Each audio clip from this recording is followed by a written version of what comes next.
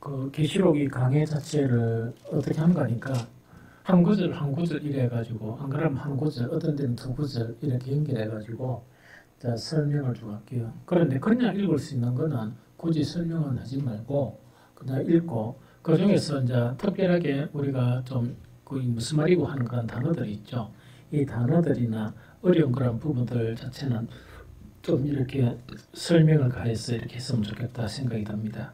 1장 4절에 보면 이 4절 그 자체는 요한은 아시아에 있는 7교회에 편지하노니 이건 어려운 거 없죠. 그래서 7 이제 교회에 편지하노니 이제도 계시고 전에도 계셨고 장차 오실 이와 그의 보호자 앞에 있는 7영과 이래 돼 있죠. 그럼 이거는 이제 요한이 이제 7교회인데 이 요한계시록은 특별히 저번에 서론 이야기할 때 그 7이라는 말을 많이 쓴다 그랬죠. 그 7이라는 게 참 많이 나와요. 전체에 보면. 그래서 7이란 자체가 뭐냐 7교회도 그 7이고 7촛대 혹은 7별 또 7천사, 7나팔 이런 등등 이 7이라는 그런 숫자가 많이 나오거든요. 그래서 7이라는 거는 통상 우리가 이제 성경을 많이 읽었거나 설교를 이렇게 자세히 들은 사람들은 거의 다 이해를 해요. 그런데 그 7이라는 것은 우리가 무슨 수라? 완전수라고 그랬죠. 신성한수, 완전수. 그래서 여기서 이제 7교회라 하면 그 서아시아에 있는 7교회만 지칭하는 게 아니고 완전수라는 것은 뭘 이야기하는 거니까 7교회는 대표적으로 7교회라 했고 어떤 교회? 지상에 있는 그런 모든 교회들을 향해서 편지한다. 완전수가 그런 의미다. 그죠? 그렇게 이해하는 게 참 좋겠다 하는 그런 생각이 듭니다. 그래서 이거는 그 7교회는 이 교회 전체를 이렇게 의미한다. 이렇게 이야기하면 되겠죠. 그런데 우리가 저번에 결혼할 때 왜 그 7교회냐 하니까 7교회 안에서 그 지상에서 있는 잘하는 면과 못하는 면 이런 것들이 이 범주에 거의 다 들어있다는 그 내용이죠. 그래서 사실은 완전한 교회가 되려고 그러면 어떻게 하면 되겠어요? 계시록에 나타난 2장, 3장에 나타난 그 7교회에 칭찬받는 거는 왜 합니까? 하면 되고 책망받는 거는 안 하면 되죠. 그러면은 뭐냐니까 정말 우리가 완전한 그런 교회가 될 수 있다 하는 그거를 이야기합니다. 그리고 또 하나는 이 뭐냐니까 계시록에 나오는 그런 7이라는 숫자 있죠. 이거는 그 다른 관점에서 이야기하는데 이거는 참으로 타당성이 있다는 생각이 들어요. 그거는 뭐냐니까 보통 완전수 이런 의미도 있지만 계시록의 그런 7은 그 요한의 메시지 있죠. 이 메시지 있다고죠. 지금 이 요한계시록 이 메시지의 신적 기운과 근위를 강조한다. 즉 이거는 뭐냐니까 요한계시록 이거 자체가 그 요한에 의해서 이제 하나님의 계시를 예수 그리스도에 대한 계시를 이야기하죠. 이야기하는데 이게 뭐냐니까 정말 이 메시지 자체가 신적 근위, 이 신적 근위를 강조하는 것, 신적 기원과 근위를 강조하는 것, 그것 자체에 의미가 있다. 이렇게 이야기하는 학자도 있습니다. 왜냐니까 그 7 자체가 원래 우주적인 의미를 갖고 있는 숫자이고 또 하늘의 실제들과 관계있기 때문이다. 그래서 어떤 학자들은 이렇게 이야기해요. 그래서 이건 좀 타당성이 있다는 그 이야기입니다. 그럼 여기서 이제 한 가지 우리가 이제 이해를 해야 될 게 뭐냐? 1장 4절에 보면 딴 거는 그냥 다 이해가 되는데 요한은 아시아에 있는 7교회에 편지하노니 이제도 계시고 전에도 계셨고 장차 오실 이와 그 보좌 앞에 있는 그 보좌라는 것은 뭡니까? 그 하늘의 보좌죠. 그 앞에 있는 뭐라고요? 7 뭐라고요? 0이 되어 있다. 그죠? 그럼 이때 7영이라는 것은 무엇을 의미하는가? 그래서 이제 이것 자체는 그 우리가 이제 짚고 넘어가야 된다 하는 그 이야기죠. 그래서 7영이라는 것은 무엇을 이야기할까요? 오연아, 그냥 대충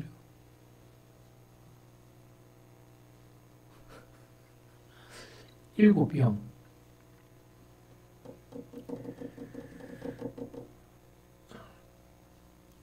그러면 그 7영에 대한 것 자체가 그 모든 자료들을 보면 그 대부분 두 가지를 지배하게 돼요. 하나는 성령을 이야기하고 그 다음에 하나는 뭡니까? 천사들을 이야기해요. 천사 알죠? 천사. 천사들을 이야기하는데 가장 그래도 바람직한 내용은 천사겠습니까? 안 그러면 성령이겠습니까? 예? 성령. 그러면 일곱 성령이란 말입니까? 성령 일곱 분 계세요? 그런 말이 안 맞잖아, 그죠? 일곱 천사라고 하면 이해가 되죠? 일곱 그 수많은 천사 중에서 그 수종을 드는 일곱 천사가 있는갑다 하면 이해가 되잖아요. 그래서 여기서 일곱 영이라고 하다 보니까 성령이라고 하면 쉬운데 일곱 영이라고 그랬거든. 그 성령이라면은 그 틀렸겠습니까? 안 틀렸겠습니까? 그런데 일곱 영 자체는 성령을 가리켜요. 그럼 왜 성령을 가리키는가 하는 것 자체를 이제 지금부터 이제 설명을 할게요. 사실은 그 성령을 이렇게 묘사하는데 이미 구약 성경에서 이 성령에 대한 여러 가지 속성을 일곱 가지로 이렇게 묘사가 된 내용이 있습니다. 6가지 혹은 7가지 이렇게 이제 되어 있거든요. 그래서 이제 이거는 조금 어렵겠지만 그 이사야서 11장 2절 한번 볼까요? 이사야서 11장 2절.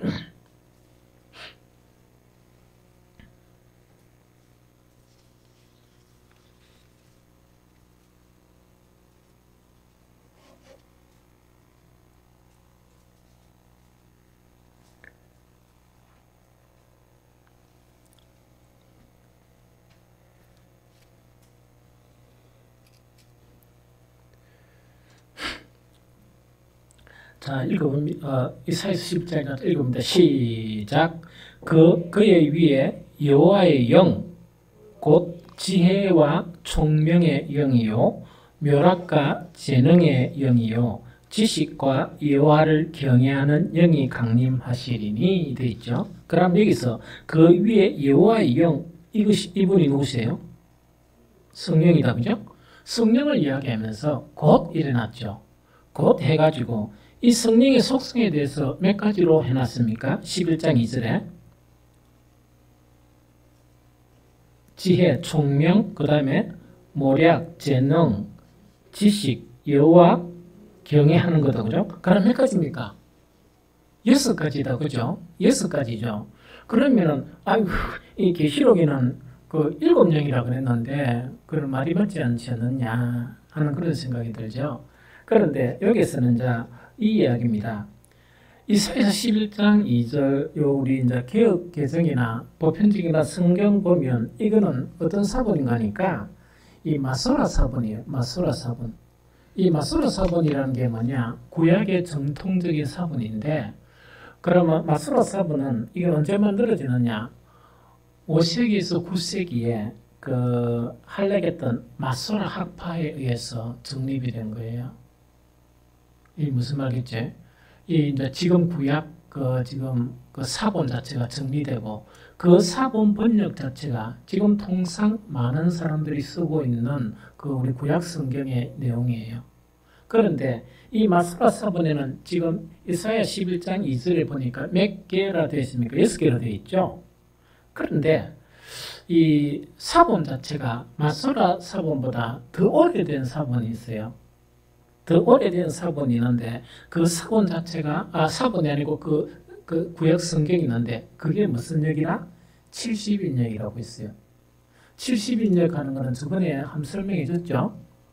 그래서 70인역은 뭐냐니까 이걸 이야기해요. 이 바빌론에서 망하고 난 다음에 뭐가 생깁니까? 디아스포라가 생긴다 그랬죠. 디아스포라가 생기면서 보통 그 학파적으로 연구하는 학파적으로 이제 간 그곳이 뭐냐니까 이집트의 이집트의 알렉산드리아, 그 다음에 소아시아, 그 다음에 유럽 이런 식으로 이제 흩어져 있는 거예요. 그래서 복음을 형성하는데 가장 그 신학을 정립하는데 가장 중요한 지역이 바로 이 뭡니까 알렉산드리아, 그 다음에 소아시아, 그 다음에 이제 유럽 쪽은 좀 늦게 이제 되어 있는 거예요. 그런데 이때 저번에 한번 내가 이야기하면서 이 로마가 이렇게 이제 그 세계를 장악하면서 초창기에는 그 네로가 핍박하기 전에는 좀 우리가 종교를 갖다가 조금 이렇게 자기 종교들을 인정해주고 특히 누구에 대해서는 많이 혜택을 베풀었습니까? 유대인들. 유대인들은 뭐냐니까 자치 법정도 가질 수 있고 학문하고 일하는데 도저히 문제가 없었어요. 그런데 여기서 이제 70인역 하니까 당연히 여러분들은 뭡니까? 예루살렘이나 팔레스틴 거기서 만들어졌다 생각하죠? 아니고 어디서요? 알렉산드리아에서. 참 놀랍죠? 알렉산드리아에서 만들어졌는데 왜 이것은 어떻게 만들어졌는가 하니까 구약 자체가 이제 히브리어로 돼 있죠. 히브리어 자체가 점점 이렇게 이제 사용을 안 하다 보니까 그 당시에 모든 그 디아스포라나 그 팔레스틴이나 이때는 무슨 언어를 사용했다? 이 뭡니까? 그 히브리어 말고 저 그리스, 헬라어를 사용했단 말이야. 이 헬라어를 사용했거든요. 그러다 보니까 이 자기 민족들에게 이 히브리어로 되어 있는 구약 성경을 읽을 수 없으니까 무엇으로 번역한? 헬라어로 번역한 구약 성경을 만들어낸 거야. 그런데 그 알렉산드리아에서 학자가 몇 명에서 붙어서 만들었냐니까 70명에서 72명. 그 70명, 72명 사이 수년간에 걸쳐서 이걸 작업을 한 거예요. 이해가 됩니까? 그래서 그 이름을 붙이기를 뭐라 붙였다? 70인역이라고 붙였어요. 그 옛날 한번 설명을 해줬죠. 그래서 이런 거는 조금 우리가 이해를 해야 뭐 사람들이 무슨 이야기할 때 책을 보더라도 하면 이 뭔가 하는 건 이제 이해가 되겠죠. 그러면은 우리가 지금 기억 계정이나 통상 사용하고 있는 것 자체는 바로 뭡니까? 무슨 사본이라고? 마소라 사본이에요. 마소라 사본이 옛날에 있었던 게 아니고 지금 번역된 것은 몇 세기에? 5세기부터 9세기 그 사이에 만들어진 정립된 구약 성경 그 사본을 이야기합니다. 좀 이해가 되죠? 그래서 다고했던 그렇거든요. 그런데 이사야서 11장 2절에 70인역에 보면 뭐가 되느냐? 6가지 성령의 속성이 6가지가 되어 있는데 한 가지 추가됐습니다. 7가지가 나와요. 7가지가 나오거든요. 그러면 읽어볼게요. 첫 번째 지혜, 두 번째 총명, 세 번째 모략, 네 번째 재능, 다섯 번째 지식, 여섯 번째 경건, 일곱 번째 여호와를 경외하는 신 돼 있어요. 뭐가 추가됐습니까? 경건이 추가됐어요. 경건의 신. 즉 이거는 뭐냐니까 참 우리가 어려운 게 뭐가 어렵습니까? 경건한 신앙이 전부 다 자기는 전부 다 경건한 다 신앙이죠. 어렵죠. 성령은 우리를 참 경건으로 이끌어가는 분이 성령이시다 하는 그 이야기입니다. 그래서 이거는 이제 뭐냐니까 7영이라는 것은 뭐냐? 2가지 관점. 하나는 완전수에 대한 관점으로서 이걸 뭡니까? 7 성령을 이야기하는 게 아니고 진짜 성령을 이야기하는 것도 되고 또 한 가지는 뭡니까? 성령의 무슨 속성? 7가지 그런 속성을 두고 이렇게 뭡니까? 7영이라 표현을 했을 것이다. 그래서 이것은 뭡니까? 천사가 아니고 뭐라고요? 성령이다. 그래도 문제가 없다는 그 이야기죠. 또 하나는 보면 뭐냐니까 이거는 좀 어려워요. 어려운데 뭐냐니까 어렵다는 것은 요 구절만 다 가지고 모르고 앞뒤 구절을 설명을 해야 되는데 그렇게 하려고 하면 시간이 또 많이 걸려요. 그러나 한 가지로 스가랴 4장 10절에 보면 성령을 갖다가 7눈이라고 묘사해요. 성령을 뭐로 묘사한다고? 7눈으로 묘사해요. 스가랴 4장 10절에 보면 내가 읽어볼 거예요. 작은 일의 날이라고 멸시하는 자가 누구냐? 사람들이 스룹바벨의 손에 달인줄이 있음을 보고 기뻐하리라. 이 7이라 이야기하죠. 이 7은 온 세상에 두루 다니는 뭐라고? 여호와의 눈. 여호와의 눈 자체를 몇 개 숫자를 얼마나 표시합니까? 7을 표시하죠. 그래서 여호와의 눈이란 이것은 뭘 묘사하는가? 여호와의 성령, 여호와의 신을 묘사해요. 이게 무슨 말이겠죠? 그래서 그 1장 4절에 요한은 아시아에 있는 7교회에 편지하노니 이제도 계시고 전에도 계셨고 장차 오실 이와 그 보좌 앞에 있는 7영이라는 것은 누구를 이야기한다? 7 성령을 이야기한다. 7 성령을 이야기한다 하는 것을 우리가 이해하면 된다는 이야기죠. 그 다음에 아까 이제 이야기했죠. 7영 자체는 천사를 의미하기도 한다고 주장하는 학자들도 있습니다. 그런데 아마 그 성령을 이야기하는 것이 맞다. 왜냐니까 계시록 읽어보면 천사 숫자가 너무 많아요. 그 앞에. 이게 무슨 말이겠죠? 천사 낸주는 보면 더 나오니까 천사가 뒤에 나옵니다. 그래서 이제 그렇게 하면 되겠다. 그 다음 이제 6절에 보니까 5절 6절 한번 그러니까 5절은 이제 인사죠. 또 충성된 증인으로 죽은 자들 가운데 먼저 나시고 땅의 임금들의 머리가 되신 예수 그리스도로 말미암아 은혜와 평강이 너희에게 있기를 원하노라 이래 있죠. 그럼 이건 인사다, 그죠?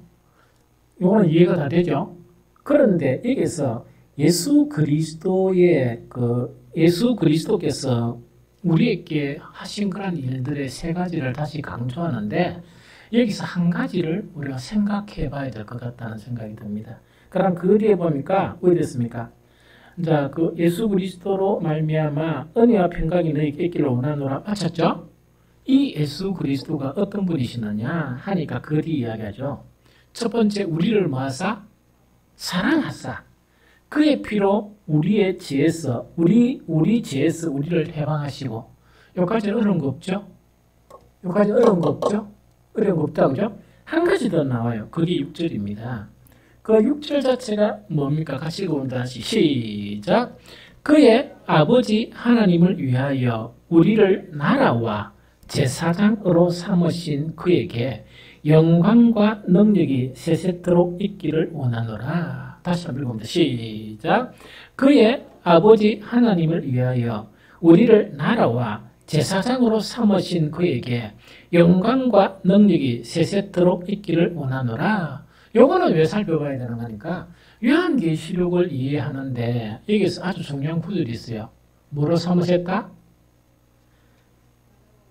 제사장으로 삼으셨다는 이야기죠. 이거를 갖다가 어떻게 보느냐에 따라 가지고 이거는 뭐냐니까 그 전천년설이냐 혹은 후천년설이냐 이렇게 나눠질 수가 있어요. 그래서 이거는 요한계시록을 읽는데 중요한 그런 관점이에요. 이해가 되죠? 그럼 여기서 이제 봐야 될 게 그의 아버지 하나님을 위하여 우리를 무와 무로 나라와 제사장으로 삼으셨다 하는 그 이야기다, 그죠? 맞죠? 그럼 여기서 나라라는 것은 무슨 의미입니까? 이거는 어려운 건 아니죠? 어려운 건 아니죠? 이건 뭡니까? 성도들이 하나님의 나라에 거주할 뿐만 아니고 거주한다, 그죠? 그 나라로 삼으셨다는 그 의미죠. 그리스도와 더불어 다스리는 그런 존재, 즉 하나님의 그런 통치에 참여하는 그런 자들이다. 이런 의미에서 나라다. 그런 개념이에요. 그런데 여기서 뭐로 삼으셨다? 제사장으로 삼으셨다는 이야기죠. 이 제사장으로 삼으셨다는 그 지금 요 이야기거든요. 그러면은 이 제사장, 하나님께서 우리를 제사장으로 삼으셨는데 신약 성경에서 기억나는 것은 뭐예요? 너희는 뭐라고? 네, 왕 같은 제사장이다 하는 게 나오죠. 그런데 이 제사장으로 삼으셨다는 이 제사장 자체가 뭐냐니까 이 제사장 자체가 신약 성경에서만 나온 게 아니고 이미 구약 성경에서 약속된 직분이에요. 구약 성경 때에 약속되어 있는 거예요. 우리를 제사장으로 삼으신다는 게 약속되어 있어요. 그래서 이 두 가지를 이해를 하면 정말 우리가 그리스도의 그런 신분 중에서 제사장의 신분이 뭐냐, 또 베드로가 이야기한 왕과 같은 그런 제사장의 신분이 뭐냐, 이거는 대단히 우리에게 중요한 그런 내용이거든요. 이 무슨 말인지 좀 알겠죠? 그러면은 제일 첫 번째로 뭐냐, 그 제사장으로 삼으셨다 하는 이거 자체가 어떤 걸 이야기하는가? 원래는 왕 같은 제사장이란 말이 맞아요. 의미가 왕 같은 제사장인데 제일 첫 번째로 그 보면은 출애굽기 19장 3절 6절을 한번 읽어봅니다. 출애굽기 19장 3절 6절. 자, 이걸 찾아가지고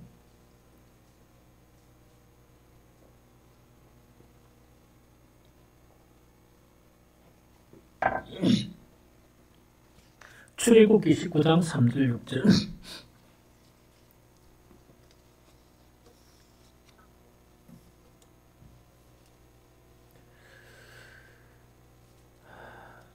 자, 같이 읽어봅니다. 시작. 모세가 하나님 앞에 올라가니 여호와께서 산에서 그를 불러 말씀하시되 너는 이같이 야곱의 집에 말하고 이스라엘 자손들에게 말하라. 내가 애굽 사람에게 어떻게 행하였음과 같이 내가 어떻게 독수리 날개로 너희를 업어 내게로 인도하였음을 너희가 보았느니라. 세계가 다 내게 속하였나니 너희가 내 말을 잘 듣고 내 언약을 지키면 너희는 모든 민족 중에서 내 소유가 되겠고 6절이 중요합니다. 6절 시작. 너희가 내게 대하여 제사장 나라가 되며 거룩한 백성이 되리라. 너는 이 말을 이스라엘 자손에게 전할지니라. 이 이야기다. 그죠? 자, 이거는 뭐냐? 자, 보세요. 이스라엘 자손을 하느님 선민으로 삼으셨다. 그죠? 이 이제 선민으로 삼으시면서 그러니까 이제 우리 구약에도 보면 이스라엘 민족 자체는 자기들은 선민이고 자기들만이 구원의 그런 민족이고 다른 이방인들은 아무것도 아니다고 이래 생각하는 정말 너무 이렇게 뭐라노 좀 그래 생각했지만 그거 좀 잘못된 생각이죠. 이스라엘 민족을 택한 것은 어떻게 택하는가 하니까 이스라엘 민족 자체가 뭐냐 하니까 내 말을 잘 듣고 하나님의 말을 잘 듣고 그 다음에 하나님과 그 이스라엘은 무슨 관계? 언약 관계 아닙니까? 언약 관계이기 때문에 언약을 깨뜨리지 말고 언약을 잘 지키게 되면 무엇으로 삼겠다는 이야기입니까? 제사장 나라로 삼겠다 하는 그 이야기라. 제사장 나라가 되고 거룩한 백성이 되라는 그 이야기거든요. 그럼 이게 무슨 말인가 이야기입니다. 제사장이라는 건 원래 뭐 하는 겁니까? 이스라엘 민족이 있으면 이스라엘 민족을 이야기하면 하나님과 사이에 이 죄 많은 그런 민족에 대해서 죄를 속죄하고 또 하나님의 말씀을 들려주고 그 중개자 역할을 하는 사람이 누구예요? 이 제사장이죠. 그러면 이 이스라엘이라는 그런 선민을 택한 이유 자체가 뭔가니까 하나님과 언약 관계를 맺고 누구에게만 말씀을 주셨다? 이스라엘 민족에만 말씀을 주셨죠. 맞죠? 그런데 조건이 뭐냐? 하나님의 모든 말씀을 잘 듣고 하나님과의 언약 관계가 형성되면 이스라엘의 신분이 뭐란 말입니까? 모든 이방인이 있다. 그러면 이방인하고 하나님 관계를 연결해주는 뭐가 된다고? 제사장 나라가 되게 한다. 제사장이 되게 한다. 그 내용이에요. 이 무슨 말인지 알겠죠? 그럼 이거는 없어졌습니까? 계속 유효합니까? 계속 유효해요. 그럼 이거는 우리에게 베드로가 뭐냐? 너희는 뭐 같은 제사장이라? 왕 같은 제사장이다 이 이야기거든요. 왕 같은 제사장 이야기는 어떤 이야기가 하니까 이 이야기다. 그죠? 뒤에 또 한 구절 더 보면 알 수가 있는데 우리 그리스도인들에게 특별히 하나님께서 선택을 한 거야. 자, 여기서 하나님이 안 부르는데 내가 온 사람 있습니까? 있을 수도 있어. 그게 이제 뭐냐니까 하나님의 선택과 또 그렇게 이제 구원의 여정에 보면 하나님의 선택, 예정과 선택이 아주 중요해요. 이게 무슨 말인지 알겠죠? 선택이 아주 중요하거든요. 그래 이제 진짜 하나님의 부르심을 받고 선택을 받은 사람들에게 무엇이 허락됐습니까? 복음이 허락되는 거야. 그러면 복음의 말씀을 잘 이렇게 듣고 그것을 지키게 되면 우리는 어떤 역할을 한다? 우리는 복음으로써 이 세상 사람들을 구원으로 이끌 수 있습니까? 못 이끕니까? 그게 가능하단 말이에요. 그래서 제사장이란 그 자체는 없어졌지만 왜 제사장 신분에서 죄를 대속하는 것은 누구를 통해서 이루어졌다? 예수 그리스도를 통해서 이루어졌지만 이런 그 왕 같은 제사장 같은 신분 이 자체는 여전히 누구에게 있다? 우리 그리스도인들에게 있는데 문제는 뭐냐니까 항상 직분과 신분은 뭐가 중요합니까? 그 직분을 수행하는 사람이 있고 못 수행하는 사람이 있지. 그게 차이가 날 뿐이다는 그 이야기입니다. 그래서 그리스도인의 그런 신분은 대단한 신분이다 하는 것을 다시금 한번 정립하고 넘어가는 게 좋겠다 생각이 들어요. 이게 무슨 말인지 좀 알겠죠? 그 다음에 한 구절을 더 보면 이 내용이 이거는 더 확실한 그런 내용이에요. 이사야서 61장 6절을 봅니다. 이사야서 61장 6절. 이사야서 61장 6절.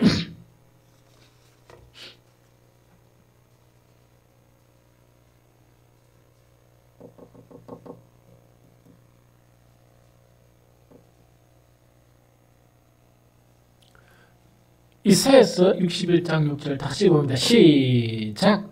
오직 너희는 여호와의 제사장이라 일컬음을 받을 것이라. 사람들이 너희를 우리 하나님의 봉사자라 할 것이며 너희가 이방 나라들의 재물을 먹으며 그들의 영광을 얻어 자랑할 것이니라.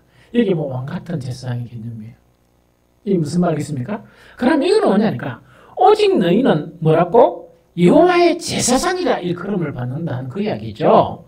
일컬음을 받다 보니까 너희는 사람들이 뭐라 부른다? 하나님의 봉사자를 할 것이며 맞죠? 하나님의 봉사자를 할 것이며 너희가 이방 나라들의 재물을 먹는다. 왜냐니까 하나님의 봉사를 하니까 이방 나라들은 자기들이 돈을 막 벌고 재물을 해가지고 누구한테 먹여준다? 갖다 쓴다는 이야기라. 그러니까 왕 같은 제 이게 놀라운 신분 아닙니까? 하나도 안 놀라운가 봐요. 그리스도인이 이런 놀라운 신분이란 말이에요. 이게 무슨 말이겠지? 그의 영광을 얻어 자랑할 것이라. 참 이래 되면 참 너무 좋겠죠. 그래서 아까도 얘기했지만 이미 허락된 신분, 우리 다 이거보다 더 좋은 신분이 뭡니까? 하나님의 아들이잖아. 하나님의 아들인데 그 아들처럼 못하는 피티나는 사람도 있잖아. 그래 그거는 이제 뭐냐? 그 아들이라고 다 아들처럼 사는 건 아니잖아요. 종처럼 사는 거란 자식도 있고 이렇지. 그래서 자꾸 했던 나는 우리 신분은 이런 신분이라 아주 놀라운 신분, 참 대단한 신분이라. 그런데 이사야서 61장 6절이 있죠. 너희는 여호와의 제사장이라 일컬음을 받을 것이라. 사람들이 너희를 우리 하나님의 봉사자라 할 것이며 참 대단하죠. 너희가 이방 나라들의 재물을 먹으며 그들의 영광을 얻어 자랑할 것이다. 이 신분이 이랬단 말이에요. 그럼 이거를 갖다가 정확하게 이해하기 위해서는 1절에서 5절을 읽어봐야 돼요. 앞에 있는 1절, 5절. 지금 좀 읽어봅니다. 1절, 5절. 내가 읽어볼게요. 자, 이거는 언제 우리가 이 신분을 얻게 되는가 하는 것 자체를 대단히 읽으면 알아요. 뭐 설명할 필요도 없어. 내가 읽어볼게요. 주 여호와의 영이 내게 내리셨으니 이거는 누구를 이야기합니까? 예수 그리스도를 이야기해요. 예수 그리스도의 때에. 그러면은 이것이 구약 때입니까? 신약 때입니까? 신약 때 예수 그리스도의 부름을 받은 우리가 제사장이 된다. 그 이야기했죠. 그래서 읽어봅니다. 그래서 1절부터 5절까지. 주 여호와의 영이 내게 내리셨으니 이는 여호와께서 내게 기름을 부어사 가난한 자에게 아름다운 소식을 전하게 하려 함이라. 나를 보내사 마음이 상한 자를 고치며 포로된 자에게 자유를, 갇힌 자에게 노임을 선포하며 여호와의 은혜의 해와 우리 하나님의 보복의 날을 선포하며 모든 슬픈 자를 위로하되 무릇 시온에서 슬퍼하는 자에게 화관을 주어 그 죄를 대신하며 기쁨의 기름으로 그 슬픔을 대신하며 찬송의 옷으로 그 근심을 대신하고 그들이 의의 나무 곧 여호와께서 심으신 그 영광을 나타낼 자라 일컬음을 받게 되려 하심이라. 그들은 오래 황폐했던 것을 다시 쌓을 것이며 옛부터 무너진 것을 다시 일으킬 것이며 황폐한 성읍 곧 대대로 무너져 있던 것들을 중수할 것이며 외인은 서서 너희 양떼를 칠 것이요 이방 사람들은 너희 농부와 포도원지기가 될 것이나. 돼 있죠? 자, 이사야서 61장 1절 5절은 항상 뭐냐니까 예언은요. 그 시대에 맞는 예언도 되고 하나는 이건 딱 보니까 이와에게 내리시 이거는 뭡니까? 예수 그리스도죠. 항상 예언적이에요. 그럼 이거는 첫 번째 그 시대 예언은 어떤 예언을 이야기합니까? 바벨론의 포로가 되어 있는 너희들 자체가 다시 구원의 날이 온다. 다시 이방인들에 대해서 무슨 나라가 된다? 제사장들이 된다 하는 그들 시대에도 예언이면서 앞으로 있을 그리스도의 그런 구원의 날에 그리스도의 구원의 날에 그때 부름을 받은 사람들이 뭐가 된다고요? 너희는 여호와의 제사장이라 일컬음을 받게 된다 하는 그 이야기입니다. 이 무슨 말이죠? 그러면 이거는 뭘 가지고 우리는 그리스도의 복음을 가지고 이방 각 나라들에게 정말 그 나라들에게 우리는 뭡니까? 어떻게 합니까? 가난한 자에게 아름다운 소식을 전하고 마음의 상한 자를 고치고 포로된 자에게 자유를 주는 이런 뭡니까? 왕 같은 제사장 신분. 이 무슨 말 알겠죠? 이런 신분으로 바뀌어지게 된다는 그걸 이야기합니다. 그래서 이 두 가지를 근거로 해서 베드로는 뭐라고 얘기하느냐? 베드로전서 2장 9절에 그러나 너희는 택하신 족속이요. 이거는 뭡니까? 그 당시의 그리스도인들 또한 지금 오늘날 예수 그리스도를 믿는 우리들에게 하는 이야기다. 이해되죠? 그러나 너희는 택하신 족속이요 왕같은 제사장들이요 거룩한 나라요 그의 소유가 된 백성이니 이는 너희를 어두운 데서 불러내어 그의 귀한 빛에 들어가게 하신 이의 아름다운 덕을 선포하게 하려 하심이라. 이해됐죠? 이해되죠? 그래서 계시록 이제 들어가기 전에 참 계시록은 교회에 대해서 계시를 이야기해줘요. 그리스도의 계시. 그럼 이거는 누구 성경입니까? 우리 성경이고 우리를 향한 그런 계시라. 그런데 들어가기 전에 우리 신분부터 좀 이렇게 이제 확인을 하고 그렇게 이제 신분이 못 살았으면 이제 그렇게 이제 이런 거를 누리면서 이 계시록을 읽는 것이 너무 중요하다 하는 그런 생각이 들어요. 이게 무슨 말인지 좀 알겠죠? 그래서 우리는 뭡니까? 신분 자체가 예수 그리스도를 통해서 속죄함만 받은 신분이 아니고 어떤 신분을 받았다고? 제사장의 왕 같은 제사장의 신분을 받은 자에 대해서 앞으로 일어날 일과 또 앞으로 구원에 대해서 정말 계시한 책이 뭐라고요? 요한계시록이다. 이렇게 이제 생각하고 가면 되는 거예요. 그런데 여기서 이제 아까 이야기했죠. 가장 핵심되는 내용 자체가 이제 뭐냐면 크게 무천년설과 전천년설, 물론 후천년설도 있는데 그 두 개가 좀 이렇게 나눠져요. 그러면 천년설 있죠. 전천년설 자체는 뭔가니까 이때 제사장의 신분을 어떻게 이해할 수 있다? 어떻게 이해할 수 있다? 그 계시록 보면 뒤에 이제 나옵니다. 천년왕국이 있습니까? 없습니까? 천년왕국이라는 것은 어떤 의미냐?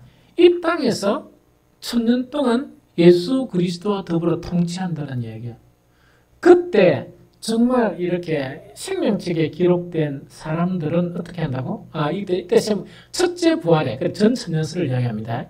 첫째 부활에 참여한 사람들은 어떻게 한다고? 예수 그리스도와 함께 천년 동안 이 땅을 다스린다는 이야기. 그 다음에 천년 동안 다스리고 난 다음에 그 마귀들이 다시 나와가 7년 대환락을 겪으면서 그때 또한 두 번째 이렇게 이제 부활에 참여하는 사람이 있다. 이걸 주장하는 사람들이 뭐냐? 전천년설을 주장하는 사람들이라. 이해가 됩니까? 그래서 이때 다스리고 이제는 영원한 천국에서도 다스린다. 이렇게 하는 것이 방금 우리가 읽은 그 제사장이라는 그 제사장의 신분이 있죠. 그래서 이 제사장의 신분은 왕 같은 제사장이야. 다스린다는 그런 신분이니까 그래서 이해할 수 있다 하는 것을 보면 돼요. 그러고 이제 다음에 무천년설, 전천년설은 계속 해가면서 좀 상세하게 시간이 되면 이게 뭐야 너무 이론이 많아가지고 저번에 와 개요할 때 이 뭡니까 몇 가지를 했습니까? 7가지, 8가지 설명해 줬죠. 한번 들으니까 아무것도 모르겠다 그죠?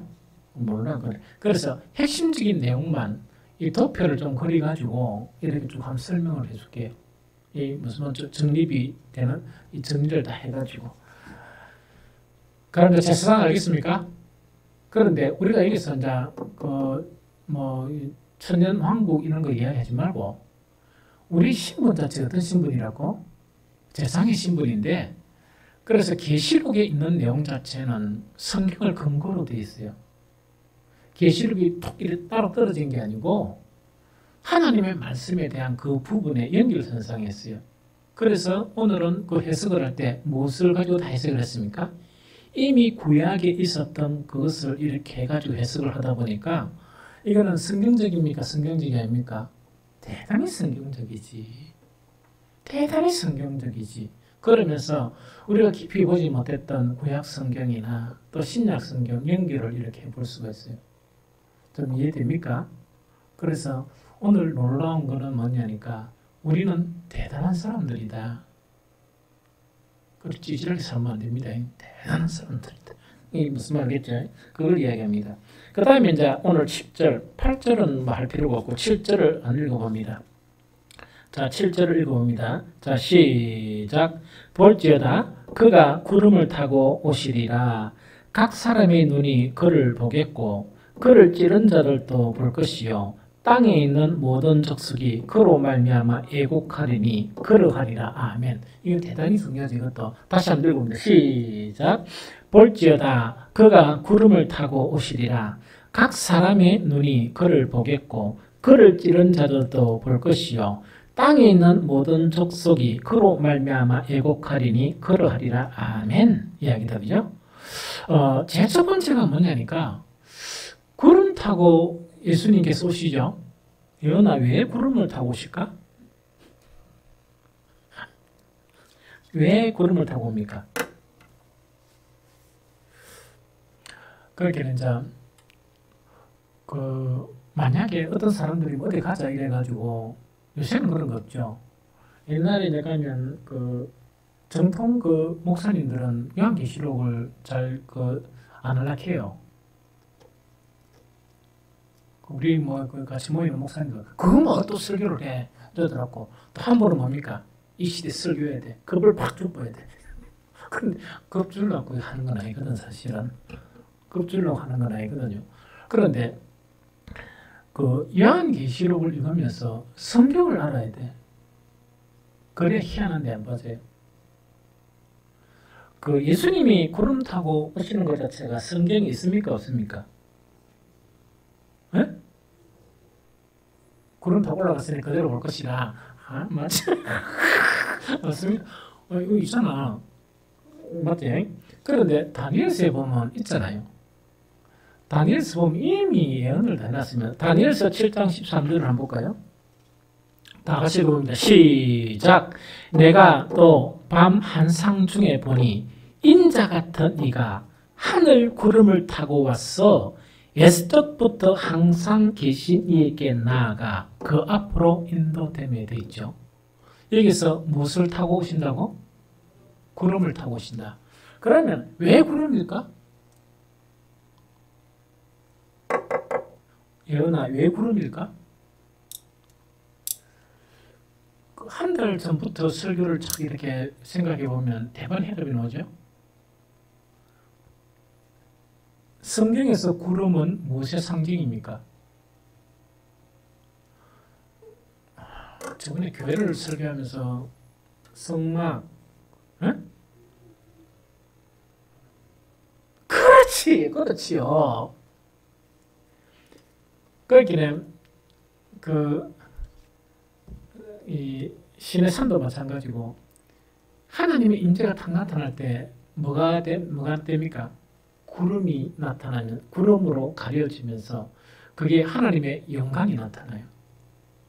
그러면 이거는 구름 타고 온다는 것은 그냥 이렇게 아이들 이런 거는 동화나 그런 이야기가 아니고 구름 타고 오신다는 것은 뭐냐? 영광의 재림을 이야기해요. 이 세상이 아니고 영광, 하나님의 영광의 재림 자체를 이야기하거든요. 이게 무슨 말이겠죠? 그래서 구름은 항상 하나님의 영광의 상징을 나타내요. 그래서 출애굽기 40장 34절에 보니까 저번에 이거는 그 성막할 때 저번에 봤죠? 성막이 딱 이렇게 그 다 되고 나니까 어디다고요? 구름이 해막에 덮이고 여호와의 영광이 성막에 충만함에 돼 있죠. 이게 무슨 말이죠? 그래서 이스라엘 민족들이 희한하다고요? 이 모세가 일나가 의대만 가기만 하면 해막에 딱 가기만 하면 시키든 안 시키든 그 이제 텐트를 쳤던 모든 이스라엘 백성은 뭡니까? 전 집에서 다 나와가지고 뭐 합니까? 떡서가 모세가 들어가는 것을 보는 거야. 안 시키도 다 그러는 거야. 뭐 예배식 맡아라, 뭐 하라, 아무 관계 없어요. 완자니까 그들은 무엇을 본 까닭이다? 하나님의 영광을 보고 있는 거야.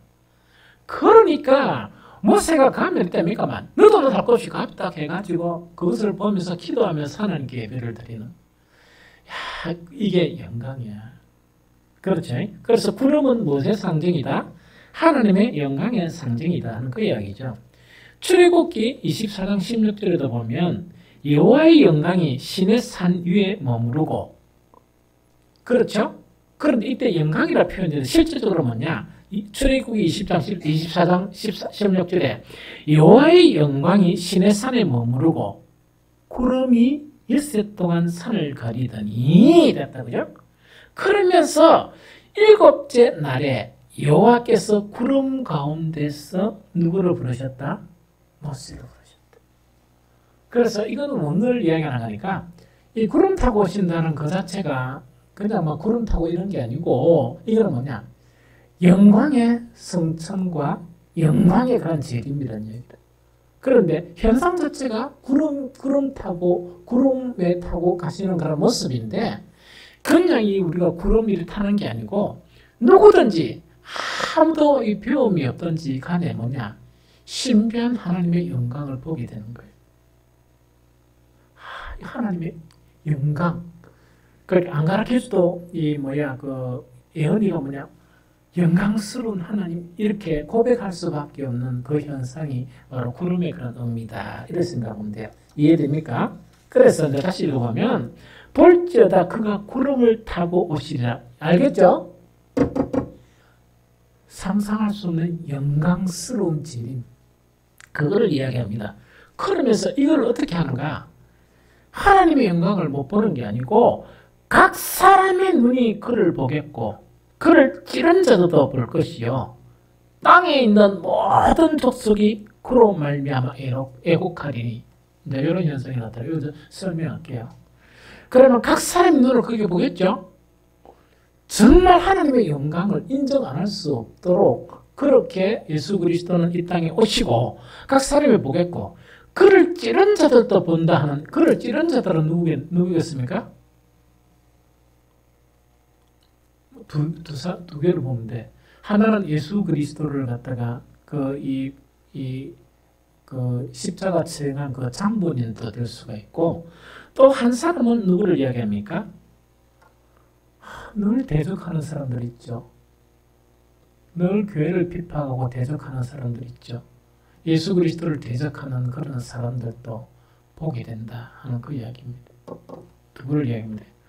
한 사람은 뭡니까? 예수 그리스도를 십자가에 못 박아는 장본인들을 이야기하고 또 한 계층은 뭡니까?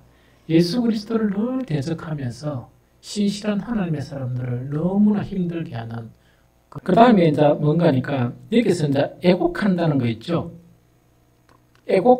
되는 이제 찌른 자들은 이제 알겠죠. 그 다음에 여기서 애곡한다는 것은 뭐냐니까 무엇을 이야기합니까? 예수 그리스도의 왜 애곡하는가 하는데 그 이유를 우리가 이제 알게 돼야 되는 거라. 이거는 뭐냐니까 예수 그리스도의 재림으로 더 이상 무슨 여지가 없다? 회개의 여지가 없다는 이야기. 이게 무슨 말이겠죠? 회개의 여지가 없는 그것을 이야기한다는 그 이야기입니다. 이거 무슨 말인지 알겠죠? 그래서 요거 자체가 이제 오늘 읽었던 요한계시록 1장 4절에서 8절까지 우리가 나타난 그런 부분이다 하는 그 이야기입니다. 이거 이해가 되죠? 예, 좋습니다.